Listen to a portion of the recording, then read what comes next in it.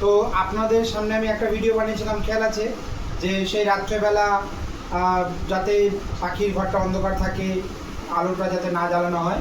তো সেই ছোট্ট পাখিটা এখন বড় হয়ে গেছে। আমি এখন এসে দেখছি সে আবার পায়ে রিং পড়েছে, দেখতেই পাচ্ছেন। সে এখন অনেকটাই ভালো আছে। এবং এই ভাইটি সেই ছোট্ট বাচ্চাটিকে তুলে এনেছিল যখন ঝড় হয়, ঝড় থেকে ওদের বাসা ভেঙে পড়ে এবং বাসাতে তখন খুবই ছোট। সেখান থেকে এই ভাইটি আমাকে ডাকেন এবং আমি এসে ভাইটিকে বলি যে এইভাবে এইভাবে খাওয়াও। সেইভাবে বাচ্চাটিকে খাইয়ে খাইয়ে আজ এই ভাইটি ওকে বাবা এবং মায়ের স্নেহ দিয়ে বড় করে তুলেছে। তো আমার ভীষণ ভালো লাগছে। আপনাদের কেমন লাগছে দয়া করে জানাবেন, প্লিজ কমেন্টে জানাবেন।